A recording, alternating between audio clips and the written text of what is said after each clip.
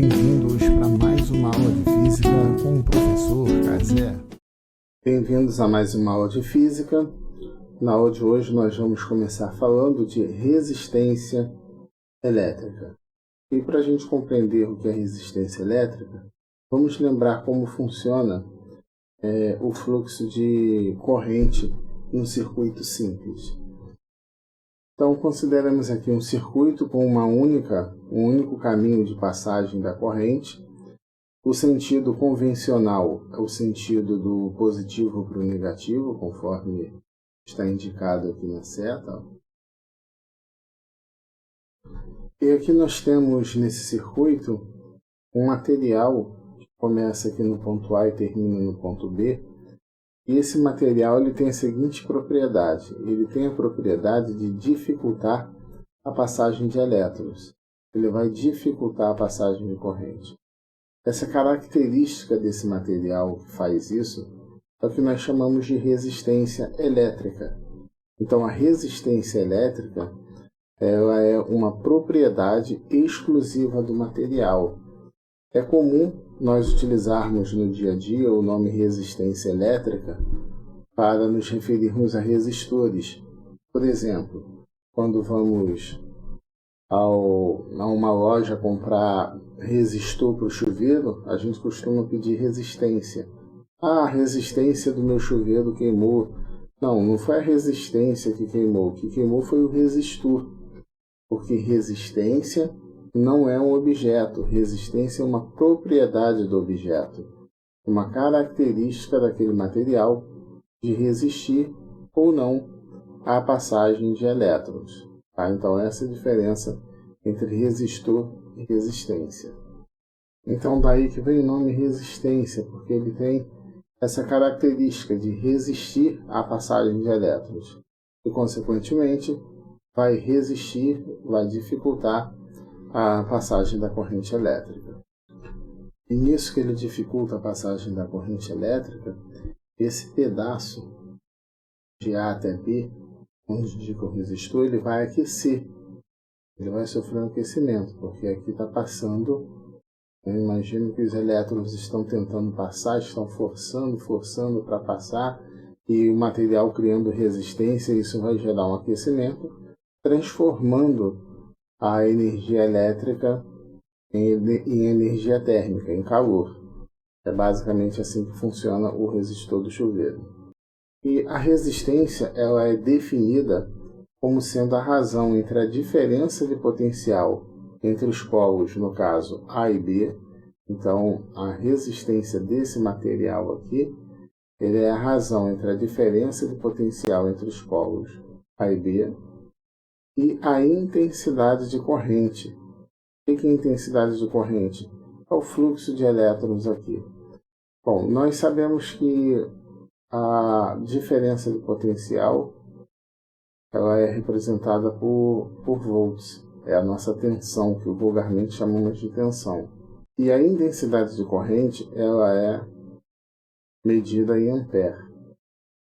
E a resistência, em homenagem ao físico alemão Georg Simon Ohm, ela é representada por Ohm, que é a letra grega maiúscula ômega. Então, a letra maiúscula ômega representa a resistência.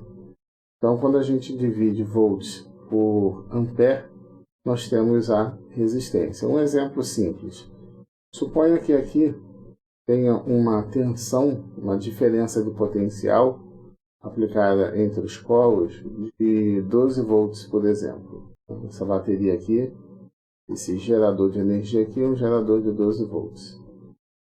Bom, e a intensidade de corrente que passa entre os polos A e B é uma intensidade, vamos botar assim, de 3 ampere. Se eu quero saber a resistência, o valor da resistência aqui, no segmento, a resistência então vai ser 12 dividido por 3, que é 4 volts por ampere. Quer dizer que a cada ampere eu tenho uma tensão de 4 volts para ele. E essa unidade volts por ampere ela é substituída por ohm, ou simplesmente pela letra grega ômega. Então, volts por ampere é substituído por ohm ou ômega.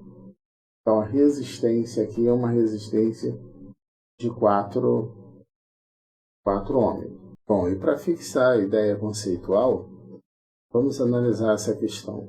Ligando-se uma lâmpada à tomada de uma resistência, uma voltagem de 120 volts será aplicada às extremidades do filamento da lâmpada. Verifica-se, então, uma corrente de 2 A passa pelo filamento. Item A. Qual é o valor da resistência desse filamento? Bom, a resistência ela é dada pela diferença de potencial em volts, potência em volts é de 120 volts, dividido pela intensidade de corrente, no caso medida em ampere, então 120 volts dividido por 2 ampere.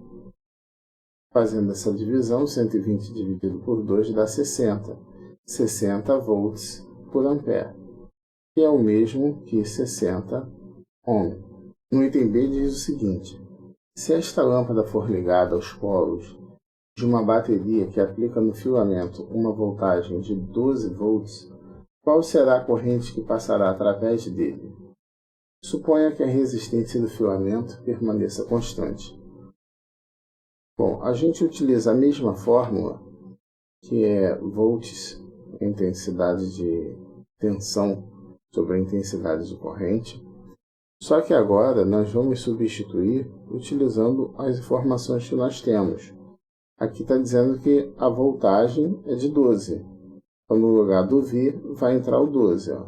Qual será a corrente? Quero saber qual é a corrente, ou seja, quem vai ser o A aqui, a intensidade de corrente que eu coloquei A, mas na verdade é representada por I.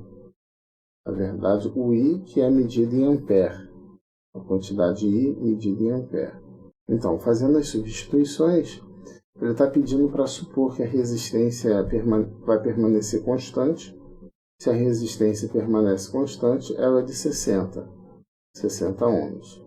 A voltagem é de 12 volts, a tensão, ou a diferença de potencial. E a intensidade de corrente é quem queremos descobrir, que é medida em ampere. Bom, aqui se você completar com 1, facilita para fazer as continhas. Basta multiplicar cruzado. I vezes 60 vai dar 60i, igual a 1 vezes 12, 12. 60 está multiplicando, passa dividindo, então I vai ser 12 dividido por 60. Fazendo essa continha, vai dar 0,2. Então, 0,2 ampere é a intensidade de corrente que vai passar nesse filamento. No item C, está dizendo o seguinte: quando a lâmpada é ligada a uma outra bateria, verifica-se uma corrente de 1,5 ampere passando pelo filamento. Qual é a voltagem que esta bateria está aplicando à lâmpada? Agora nós queremos saber qual é a voltagem. A gente está utilizando a mesma intensidade a mesma resistividade anterior. Então, como está pedindo desde o item B para supor resistência constante, aqui também não é diferente. A gente vai aplicar a fórmula: resistência é igual a voltagem dividido pela intensidade de corrente. E aí a gente vai substituir o que a gente tem. Verifica-se uma corrente de 1,5 ampere. Esse 1,5 é a intensidade de corrente. Então, 1,5 vai entrar aqui embaixo. A resistência nós sabemos que é de 60. E é a voltagem que nós queremos descobrir. Ó. Qual é a voltagem? Esse V. Completando com 1, multiplicando o cruzado, 1 vezes V é V. 60 vezes 1,5 dá 90. Então, teremos uma voltagem de 90 volts. Essa é a voltagem, 90. Bom, e aí, só para finalizar a aula, falar da característica de alguns materiais. Vamos considerar aqui o nosso plano cartesiano, que a gente está acostumado lá em matemática, só que no lugar do eixo X, nós vamos colocar aqui o eixo Y da intensidade de corrente, que é medido em ampere. E aqui em cima a diferença de potencial, que a gente vai representar daqui para frente por U, ou por VAB, também a gente pode colocar assim, mas gosto mais da notação U, tá? A diferença de potencial daqui para frente, eu vou tentar utilizar a letra U. E isso aqui vai ser medido em volts. Observe que alguns materiais, quando você aumenta a intensidade de corrente, a diferença de potencial, a sua tensão, ela aumenta de forma proporcional. Esse aqui, ó, é o caso em que a resistência se mantém constante, porque U e I são diretamente proporcionais. Aqui, esse caso é o caso em que a diferença de potencial vai ser diretamente proporcional ao produto da resistência pela intensidade de corrente. Então, são diretamente proporcionais. E aqui, esse outro gráfico azul aqui representa aqueles materiais que, quando você aumenta a DDP, quando você aumenta a voltagem em cima dele, ele tem um comportamento estranho, ele diminui a passagem de corrente. Então, aqui, no caso, você aumenta a DDP e a intensidade de corrente diminui. Esses materiais que se enquadram aqui nessa linha vermelha são chamados de materiais ômicos. Esses outros materiais aqui são chamados de não ômicos. Então, os não ômicos, eles têm duas espécies. Aqueles que, quando diminui a intensidade de corrente, aumenta a DDP, e aqueles que, quando você aumenta a intensidade de corrente, diminui a DDP. Então, a intensidade de corrente e a diferença de potencial, a voltagem, acabam sendo inversamente proporcionais nesse caso. Mas lembrando que essa característica ela é típica de cada material. Bom, e para finalizar a aula de hoje, vamos falar de alguns fatores que influenciam a resistividade. O primeiro fator, aqui eu vou chamar de 1, é o fator do comprimento de um fio, de um condutor, né? Pode ser um fio, qualquer que seja ele. Vamos pensar num fio, que é o que a gente mais usa. Isso quer dizer que quanto mais longo for o fio, mais ele vai resistir à passagem de elétrons, porque o fio vai levar mais tempo. Os elétrons vão levar mais tempo aqui dentro desse fio para completar a sua trajetória. Isso explica, por exemplo, o porquê que quando você vai fazer uma instalação residencial e o seu poste, né, o poste da Enel, ele está distante da sua residência, você precisa colocar um fio mais grosso. Geralmente se usa um fio de 6 milímetros para poder fazer essa distribuição quando a distância é longa. Por conta exatamente disso, que quanto maior for esse comprimento, mais dificuldade de passagem de corrente vai encontrar. E o segundo ponto que influencia também é a questão da seção da área do fio.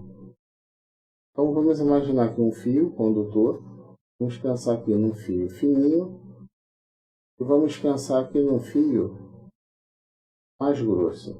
Observe que quanto menor for o fio, mais dificuldade os elétrons vão ter para passar. É bom sempre fazer uma analogia com a hidráulica, pensando o seguinte: imagina a mesma pressão de água passando nesses dois tubos, né? Aqui você vai ter uma vazão, uma pressão maior, no entanto uma vazão menor, vai passar menor quantidade de água. E aqui as moléculas de água nessa segunda tubulação, ela vai passar assim, mais livre, sem problemas. O mesmo acontece com os elétrons. Quanto maior for a bitola do fio, mais facilidade a passagem de elétrons vai ter. A passagem de corrente ela vai acontecer de forma mais natural, sem fazer força. E por isso que o fio fino ele acaba aquecendo, em alguns casos até derrete, porque se o fio for muito fino, ele não vai aguentar o aquecimento e essa capa plástica ela vai derreter, e se tiver um outro fio de outra polaridade perto, vai fechar curto-circuito, causando um estrago danado. E a terceiro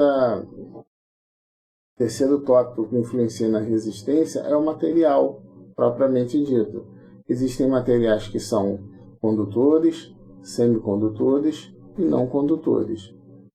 O material que não é condutor, ele é chamado de isolante. Por que isolante? Porque ele impede a passagem de elétrons. O semicondutor, ele dificulta a passagem de elétrons, mas não impede totalmente.